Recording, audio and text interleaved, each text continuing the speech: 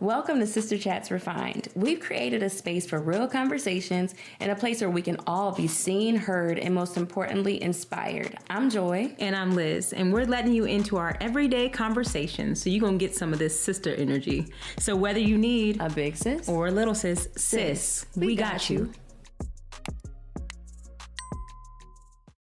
Hey everybody, and welcome back to Sister Chats Refined with Joy. Guys. And Liz. That's right. That's my little sis. And we are back to talk about another topic that we think is really important and some things that come up within relationships and sisterhood. And so today we're talking about, can we just be friends? Yeah. And we are venturing off outside of just the sister friendship, but we're bringing the guys in today. Yeah.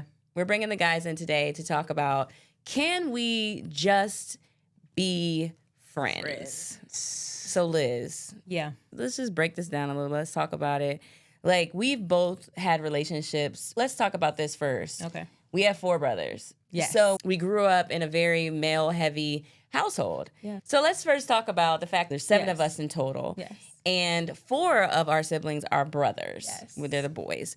And so we have grown up very comfortable with male relationships and just knowing how to navigate that just from their 4 different personalities. Yeah, completely. And so I know that I gravitated more to guys growing up and just being friends with guys. I was really able to have those comfortable conversations and just be chill. Like, we're just friends. And I know you had the same experience. Yeah, same exact experience. Like, some of my best friends were guys. Yeah. That was just where I was comfortable at. And nothing strange, nothing funny. Just like, I feel like it kind of like you benefited in the situation because, like, you gave them a lady's perspective. He gave you the male perspective. Like, hey, I'm talking to this guy. What do you think? Why is he doing this? Why is he doing that? Right. And some of them did that for me. So it's like, yeah, I was comfortable with that. I didn't have to worry about, is he about to be jealous of me? Exactly. It's a different vibe. Yeah. And we talked about the complexities within women and sisterhood sometimes where we're trying to figure out,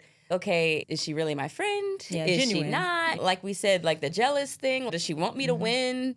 Because I want her to win. I want you to win, sis. Exactly. Yeah. So, but with guys, it's totally different. Because one, they're also chill. Yeah. But then we have to go into this topic like, they're so chill. Some of them got so chill that they fell in love. They fell in love. And it's just like, can we just be friends? Just be friends. Like, nobody that is falling in love today. You get that one day you be talking on the phone, something like that. They be like, I just want to tell you. Don't say it. You don't want to tell me anything. anything. You want to do the mush lip or like. Because after you say this, I have to distance myself because that is not my intention. Right. It completely switches things. Yeah. It switches things over. And I know that there are some friendships that you feel so comfortable sometimes. It is easy to start blurring those lines a little bit, but it doesn't have to be. And I think it's like with women, it really does not have to be. Yeah. I think with guys, and I think at some point we've got to bring some guys on the show just to talk about this, but I think that it gets to the point where they start thinking, this girl has some qualities that I really like. Yeah. She's easy to talk to. Yeah, she understands me. She understands me. Yeah. But let me clarify. Before marriage. Oh, yeah. Okay. This is that's is a whole, before marriage. So for you, how many years you been married? 18. 18. Okay. I'm going on 10. Yes. So like before marriage, that's what we're talking about. I'm not talking about a current. No. Can we be friends? No, we're talking about prior my husband to. is my best friend. Okay. Yes. We're talking about prior to. And what I love about the show is like really a sister show. So this is like little sis, like we want to talk to you, like we want to share with you some of the things that we've experienced. And maybe big sis. And maybe big sis. Because there's some things that I get from her. Yeah. And she's definitely my little sis, and she gets from me. Right. And so in this moment, we're talking about male friends. Yes. And crossing that boundary, not crossing that boundary. Can we legitimately just be friends? I have plenty of female friends who have guy friends that they're just like, no, that's just my friend, and that's my brother. Mm-hmm. And they really mean it. Yeah. I think sometimes I'm like, he likes you, sis. Like, I know you have him in definitely tell when that guy is just like, I wish there was more, but I don't want to disrespect or cross the line, so I'm not going to say anything. If sis said it's go time, jumping in head first. Yes. Yeah. Off the diving board. Yes. He's just going to He's in there. That's like swimwear. Is that an old thing to say? Okay, we won't. Okay. I'll let you go. I'll let you go. I won't do you like you would do me. Listen, but I'm gonna still do you like I do me. I know, but you did one. So anyway, so when we say being able to have these friendships and how like you do need that. And I think us having brothers, we understand the importance of having a stand-up guy who really does not want any more than just to be a friend. So like and to look out for you. I feel like that's really hard to find in some areas because there's so many people lacking within themselves. Yeah. So they may see something in you that they're like, oh man, she gives me this. If I had this, I would be able to move forward here. Like, but no, bro, I'm not your mate. I can't, I'm not your helpmate. And so as I might be able to be your friend to help you to a certain level, this isn't my role. I think you have to be very, like we said last time, in your communication, you have to be very clear. Because when the lines begin to be blurred, like you said, he might take me going like this as, oh, she touched me. Like, no. No, bro. I was like, I thought we was able to do that. So, I mean, you have to really watch your, what do you call it? Your, I don't know, your interactions? Your actions. And I guess it would just be like verbiage to how you speak. And I think this is a big part. When people begin to fall in love in a situation like that, you begin to dream build together. And I think that when you guys start talking about future, start talking about your goals, that's when you begin, you're not really falling in love with the person. You're falling in love with their ideas. Well, that's true. And I think some people can like be really attracted to the get up and go in somebody else. You know what I mean? Oh my gosh. Or falling in love with potential. What you're talking about, I feel like, is when you start crossing over. So when you start crossing over from just being friends to like building something together, because when you think about true relationship and real relationship, that's really what, if you're going towards marriage, that's what you need to be looking at. Okay, what is our purpose together and things like that. So that takes it definitely over into that beyond friend zone, I guess. And so when we think about these like relationships with guys, it's easy to lose yourself sometimes in admiring, a guy, or even the opposite way of a guy. I was going to say that opposite. Some ladies... says like he just wants to be your friend, and he just wants to be your friend. I'm secondhand embarrassed for you now. Exactly, secondhand embarrassment. It's not only the guys that happen, and it's like knowing that, knowing when it's just a friendship, and being able to keep it that way, and also knowing when you want more, and knowing how to step away if that's not what they want. Exactly, because I've seen ladies who like is chasing after this dude that doesn't want them in that way. Yeah, but he's still kind to her. Absolutely. Because he's a good dude. So he's still kind, and she's just wishing and wanting the moment. Yes. And that's hard. That's definitely difficult. So, like you said, I do believe that you can just be friends. Absolutely. I do. I believe that there are seasonal friendships, though. Oh, yeah. Because as you build and grow, if you are trying to, like you said, in relationship, you're going to grow. What is it growing into? Yeah, absolutely. What is it growing into? And then to think about, where do we leave off these friendships that you try to carry on into relationships? Because there are some relationships that you'll get into, and we'll take it a step further here. You'll get into a relationship with someone who is a love interest, and they will tell you cannot be friends with any guys. No, you need to drop your guy friends. And so I think also is a thing of insecurity, because I think at some point, if you're not married to this person, like, if I'm marrying someone, then that definitely shifts everything to me. Because I no longer probably need my guy friends in the way that I did with a husband. Right. I mean, it's a little muddy. That's a tricky one. And I think you have to play around with that, because I know that comes with a conversation and communication with someone new. But we were talking about like knowing when the time is up and knowing when the relationship kind of shifts a little bit. Is your husband okay with you having a guy friend that is like, oh, it's my male bestie? No. Yeah. And in my case, no. I'm not okay with that. So I mean, like, and it's not saying I don't want you to have lady friends, but I feel if your lady friend isn't my friend, we ain't friends. Yeah. in like, some type of way. You know what I mean? If I haven't built a relationship with this person and you have some type, it seems weird because I'm going to try to build a relationship with someone of that caliber in my husband's life. I'm going to try to, you know what I mean? Like if that was that. So, I mean, I know a lot of married couples that do not mind. And I know a lot of married couples that do. Yeah. So I feel like it has to be a conversation between you and your spouse, your mate, you know, your help. It has to be a conversation. And if you guys are good with it, then okay, that's how y'all roll. That's how you roll. But if you're not good with it, you have to, again, make those expectations and make that clear. Right. Because you will get, well, you knew that we were close before we got together. Yeah. You know what I'm saying? And then you have that whole, well, your husband doesn't like me. And you get into this trying to choose who. It gets really muddy. It gets really. I mean, I feel like that's like a whole separate topic that is just that's when we have to bring somebody in. I think to get a perspective, like it's definitely a male perspective on that, because I think most cases men don't trust other men. I mean, and women don't trust other women. Exactly. Because we really know how we operate. I can spot a woman miles and miles away. I'd be like, oh, nah, she wants this. Yeah. And you're like, what are you talking about? And you're like always spot on. That's the one thing about you. You don't get too many notions that are not spot on. I don't get one notion that is not spot on. Listen. Because you know who care about me? Yeah, I know who care about you. The Most High care about me. Yes, he's always gonna inform me of everything. So I will never be left in the dark. Right.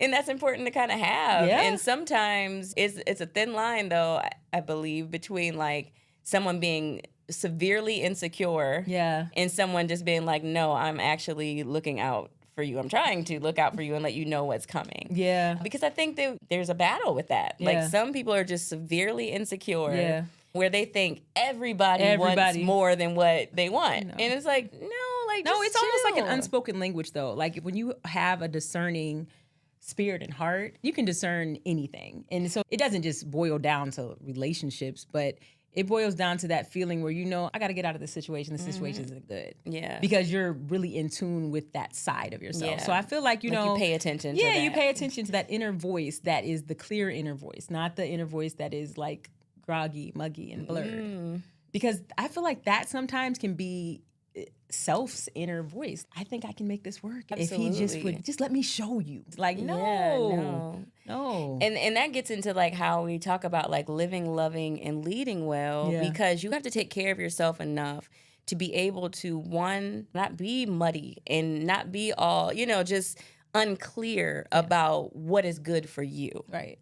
And so then that allows you to not only to be able to just have that, but as you enter into relationships or as you're introduced to people, to understand what role that person is actually supposed to play. Yeah. Because a lot of times I think that people come into your life to help you get to the next level. And because you don't understand what that really is, you then think that this is my husband or this is my wife. Yeah. When really they were there for that particular purpose, but because you were in a place of either such desperation or being unclear, then you're just like accepting whatever they give you. And this must be the person because this is how I feel. When really this is just a step on the journey towards the person you're actually supposed to be in a relationship with. Yeah. And a lot of times we stop right there. We stop there and we're just like, this is it. So loving, leading, and living well has a ton to do with what we talk about this, what you put in, who you listen to, who you surround yourself with, your girlfriends who tell you, girls, we're full of advice, whether it's good or bad. You always have that friend that's going to tell you what's on their mind. Yeah. But then to also know, to have those friends that tell you what's on their mind, but then you understand that their mind is clear. Because if you could tell me what's on your mind, and I'll be like, yeah, sis, go back to the drawing board with that one. That wasn't for me. You got to have a sound mind. You got to have a sound mind to be my friend. You have to have a sound mind to be my friend. To really be a friend that I would listen to. Yeah. And it goes into like male friends too. Like I have been able to have those relationships, I guess, with men, even after marriage, where I like lay the boundary. Like they know what won't go with me, and I set that up right away. Yeah. Like, making sure that I'm sound enough to be able to make those decisions, to know when somebody has crossed the line, and be bold enough to tell them that they have. Yeah, the correction is really huge, like not letting things slide. Absolutely. Because when you let the little things slide, they're like, oh, yeah, she didn't care. Yes, So absolutely. let me say something else. Right. And then you get into disrespect of my marriage and my husband. And then we got a problem. We're not going to do that. And So in that, I am very, very cautious about who I talk to in that way. Yeah. And in that, because it's important in protecting myself and it's important in protecting the union that I'm in. And so, yeah, I mean. Yeah, I agree. So So many good how things. do you know, some ladies or some men, how do you know when a person is flirting Oh, yes, versus yes. a person just being nice? Yeah. Like, how do you know, like, this is the next level of flirting? Like, oh, man, I want to take her out. Like, how do you know? Because, you know, sometimes you get those situations where somebody is talking to you and they come to say, hey, miss, and you're just like, are you saying, hey, miss, because you want to talk to me? Or are you just saying hello? Like, what are you saying? It's what's big about that is the fact that we already usually have a guard up sometimes, especially if you're used to men trying to get with you. Yeah. You know what I'm saying? So it's like I initially, and not now anymore, because of where I am. It doesn't matter if you're talking to me to be nice or to flirt, I'm going to deal with you the same way. But I think what happens is there's a wall up. So immediately when a guy is like, hi, miss, or whatever, or they're open the door for you. To me, I'm just like, if you open the door for me, I'm thinking you're just being a gentleman. Like, you're opening the door for me. I don't think you want to Yeah. take me out. I don't think you want to get with me. Right. And so, you know, I will walk through the door, say thank you, and keep moving. I think when it goes beyond that, when somebody maybe visibly sees, now that we're both married, we usually have our rings on. And so my initial thought is you're not trying to get with me because you see that I'm married. Right. Okay? But then you'll have those ones. Yeah. You know, you will have those ones that kind of like, when we talked about this coming in, oh, I see, oh, you're married, okay. Are you happy? You know that. Right? Is he married to you? Yeah, that kind of like, is this a like, trick question? Are you trying to like, are you just giving me, like, are you trying to make me insecure right. on what like, I'm doing? Well, what is he really? Are you happy? Yeah. And my thing is, in that moment, 9 times out of 10, you don't know this guy from a can of paint. From a can of paint. Dude, you think you about to make me happy by walking up to me, asking me if I'm happy? Yeah. And then saying, are you sure? Are you sure? Yeah. I think a pro tip here for guys is like, pro tip, don't think that you discrediting who somebody is with without you even knowing is going to give you any more points. Yeah. He wouldn't let you be out here pumping this gas. I'm like, well, he's at work. So, I mean, I don't know. I either run out of gas here and have somebody else do it. Like, I had that situation. Somebody say something like that to me. I was waiting at dinner. My husband was running behind because he was at work. And he had been working for hours. Now, I know you ain't going to be sitting there alone. I'm like, I'm good. Because it's not your business who I'm waiting for. Right. So my first answer is, I'm good. Yeah. And he, are you sure? Because I would never let you sit down and have you sitting down by yourself. Bruh. Yeah. Bruh. Yeah. This is not getting you any right further. There, see, if I wasn't. And my thing is, I think that it's hard for women when they are turning down someone and they're saying, no, thank you. It's like I give you the first nice, no Very thank nice. you. And then when I have to get a little stern, now I am every name in the book and I have an attitude. Right. Yeah. No, dude, because you don't have listening skills. When I said no thank you, I wasn't rude and say no. Well, nowadays I just be like, nah, I'm good. But I said no thank you. Yeah. You didn't respect that. Yeah. You said, you know what no thank you means? It means, come on, let's do it again. Yeah. That's not what that means. And then that's ego. They get in their feelings, and then ego they start dogging for what, you. Though? Right. Because it's rejection. People don't like to feel rejected. But I didn't reject you. I just said no thank you. No thank you is rejection. That's crazy. I mean, that's and they're crazy. like, ooh. Like, really? if somebody walked up to you and was like, eat this. No thanks. I don't like things. Eat this. I don't like things out of people's hands. That's so crazy. How are you mad at me for my preference? Yeah. How are you mad at me for my decision? Yeah. When you made the decision to walk up to me, right. You made the decision to say, man, I don't know what this girl's gonna do because I could have just hit you in the eye. You know, I might have felt threatened. I might have felt like I could have called the cops. Could have maced them. But yeah, I could have I don't got no mace. I know. But I could have done so many things other than say that no thank you. I feel like that humble, and you don't even have to humble yourself before me because like, I don't know you like that. I don't really care. You don't have to do that. Yeah. But I feel like just saying if someone says no thank you, this is male or female. No, thank you. Listen to the cues. I think just know the cues. Know the cues and just walk away. And I think that's good. You don't have to spew nothing at me Yeah, after. and I think it was when we were younger more so. Like, I haven't had anything like this happen, but as soon as you say that you're not interested, so we're going to, you're not just being nice, you're actually flirting, okay? So I understand, we both understand you're flirting. Okay, great.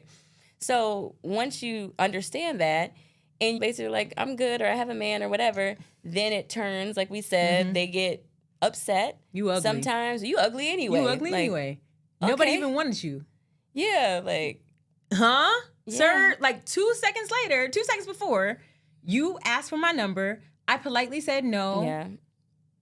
Or like, you ain't gonna give me your number? No. Yeah. Not gonna give you my number. Mm-hmm. Yeah. You stuck up. You stuck up. I'm sorry. Like, I have to be all these things. Yeah. Just for the simple fact that you decided that I should have done something that I did not do. I think that privilege right there is, I'm seeing it more and more. I'm seeing it on social media where women are actually getting assaulted.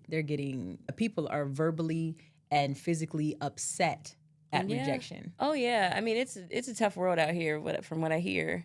You know, and friends that are like just maybe looking to date or however, it's just tough. And I think people are angry in a sense. The guys are like trading places a bit and they're just like, forget it. You want me, you come to me. I'm not coming to you because of the rejection. People are angry. At what? I don't know. Listen, I am so confused at this. And I'm not in the dating pool at all. This social media dating is on a whole nother level. It's wild. Like, I'm not in the dating, but the stuff that I'm seeing is, it almost, it makes you feel sad for the people that really are out there trying to you know, be their best for their next best. Like, they're trying to do that. It's like everything gets ruined. One, I feel like dating wise, I feel like, yes, you should have expectations. But I also believe that your expectations need to be realistic for your situation. Yeah. And I'm not saying just settle, but what I'm saying is, if you don't give anybody a chance, nobody's good enough. That's wild. You can't be mad at the dating pool if you don't.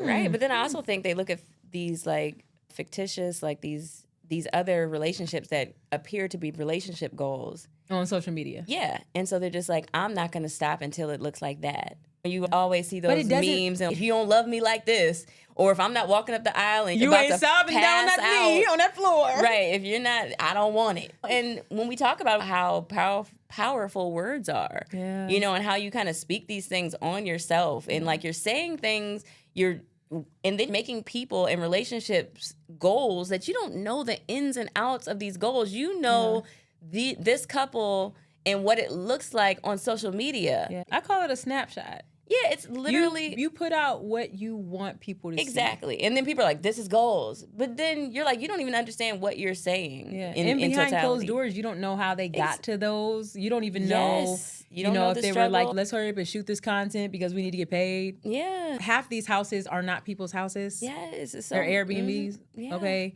So I feel like it's very hard to see the real versus the fake, especially, you know, social media. Yeah. And I guess for the dating pool and everything. I think we were talking about the restaurant thing. I don't know what was going on when we we talked the list of I think it was first date, you better not take me to these places, and it was just like this whole list of places that some of them were like, okay, I get, but somebody's, again, let's break the words down, taking me.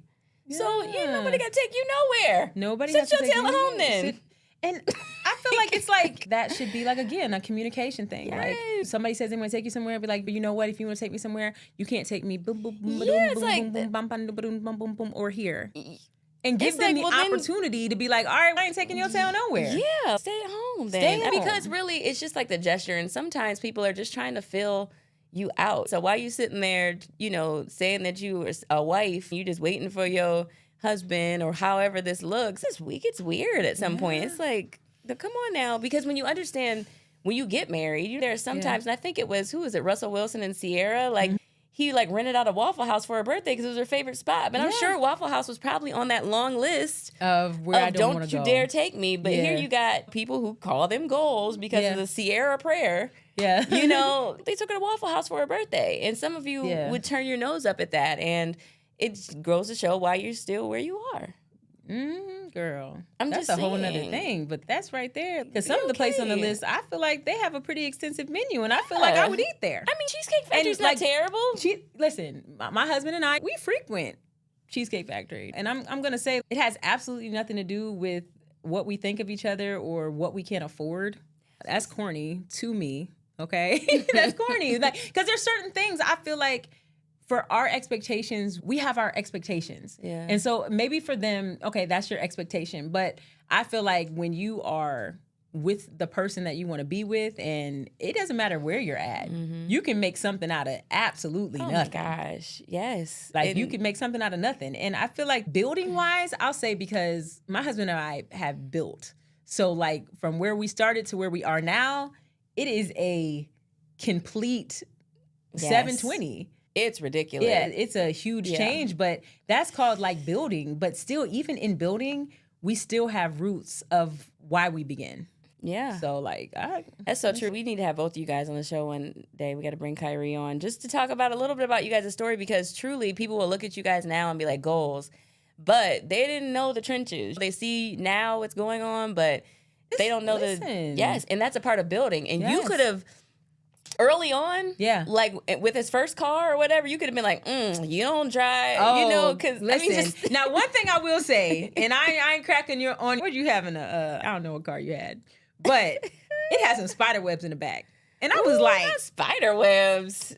Now, that alone with and you. He was like, she's scared of spiders. I was like, but this is the thing. This is about having your own. It's okay. I'm gonna drive. Yeah. Because at the end of the day, if you want to have a little spider web in your car, I don't have to sit in your car. Yeah, and I don't want to drive in it, but I like you. Yeah. But guess what I got? My own car. Yeah, so I'm going to pick you up. So I'm going to meet you. Oh, okay. You can ask him. When we first started dating, I never let him pick me up. Yeah. And this is for any dating guy in the dating pool. I drove because guess what? If I don't like the circumstances, guess who's leaving? That was me. I'm leaving because I don't want to be here. If I figure out, if you looking over talking about you got it, ma, and you want me to pay the bill, oh, sweetheart. Sweetheart. Let me just tell you, I'm going to go ahead and pay myself, and I'm going to go ahead and get in my car, and I'm going to go to my place. Yes. And you know, that is called, I would say, you were like super independent for a very, very long time. I became a stay-at-home mom. Yeah. I used to work 3 jobs. We ain't gonna say what we used to call you, but yes, like Liz. When I say she had a job, she had jobs. I had jobs because you know she what? Would go from the jewelry store to the sunglasses hut to Aldo. Don't tell all my business. Oh, sorry, Victoria's Secret. She was all the. She went. Listen, I had jobs all the time. So she was always good. One thing, I like things, and I want to buy them for myself, and I buy them for my daughter at the time. So listen, you don't have to pick me up. Yeah. Just let me know where I'm going, and if I get there and I'm like, this place sketchy. Yeah, I can't make it. Yeah. Why? I'm sitting outside. I don't like it. Right. And, you know, she always gets there early. Yeah, she's not really late. So when we think about this, though, and we talk about women who maybe have crossed over from the friend zone, like I've taken him from friend zone to my zone. Yes. Like we want to talk about, we're both married. You're 10 years in. I'm 18 years in. Yeah. And so marriage is great, but it's great. Prior to, just hold up, sis. We're going to talk about this for you. Yes, in the next episode. Because if you found that guy as a friend and you guys both want to cross over, that's fine. Can we just be friends? Probably, absolutely, maybe. Yeah. But if not, and we say, hey, we need to go further, then we need to know how to go into that well. So living, loving, and leading well, we're all about it. That's what we are doing. That's what we're going to continue to talk about. And I hope you've enjoyed this episode of Sister Chats Refined. Okay, and remember, I am _Liz Tyler _ on Instagram. Right, and you are. Am Love My Joy Life. Yep. Love My Joy Life on Instagram. Right. See you guys soon. Bye. So until next time, live in truth, love with intention, and lead by example. Stay connected with us on our social media platform, Sister Chats Pod, for more inspiration and behind-the-scenes fun. Remember, you have the power to shape your life and the lives of those around you. This is Joy. And this is Liz, signing off.